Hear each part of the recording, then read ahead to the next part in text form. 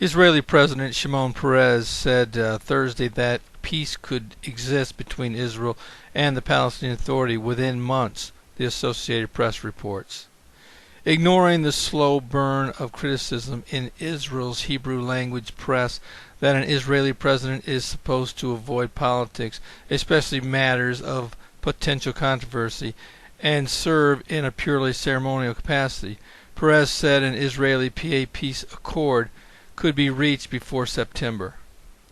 I don't exclude that in spite of the short time we can conclude an agreement with the Palestinians before September, Peres told the AP without explaining how fundamental differences lasting decades could be so easily set aside in less than 3 months when talks are mutually a non-starter at this point. Peres also downplayed the issues that have held up the peace process for so many years, saying, in a strange way, the differences are psychological rather than material. Peres has reportedly met in secret with PA Chairman Mahmoud Abbas in more than once in recent months in the hopes of advancing his personal agenda of restarting negotiations despite the position of the Netanyahu government and the vast majority of Israelis that negotiations are not possible at this time. It was secret negotiations between then Defense Minister Shimon Peres and PLO Chairman Yasser Arafat behind Prime Minister Yitzhak Rabin's back that resulted in the disastrous Oslo Accords and creation of the Palestinian Authority. President Peres is more concerned that Israel might become a binational state, in which case, he warned, it would cease to exist as a Jewish state. I'm concerned about the continued freeze in the peace talks, Peres said to people who visited him this week. I'm concerned that Israel will become a binational state. What is happening now is total foot dragging. We're about to crash into the wall. We're galloping at full speed toward a situation where Israel will cease to exist as a Jewish state. Peres celebrated 4 years as president this week. He has 3 years to go until he decides on his next career move.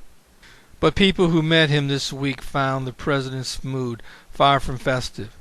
He prophesied that Israel would be doomed unless negotiations with the Palestinians leading to a peace agreement began in the immediate future. Whoever accepts the basic principle of the 1967 lines will receive international support from the world, Peres said. Whoever rejects it will lose the world.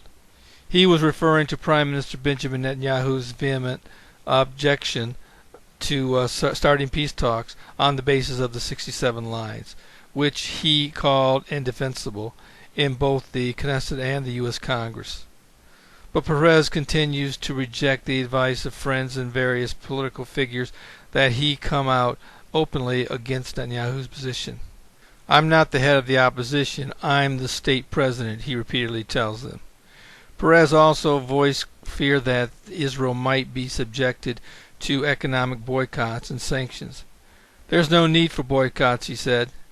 It would suffice for ports in Europe or Canada to stop unloading Israeli merchandise.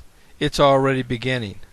September is only a date, he added, referring to Palestinian plans to seek UN recognition as a state then.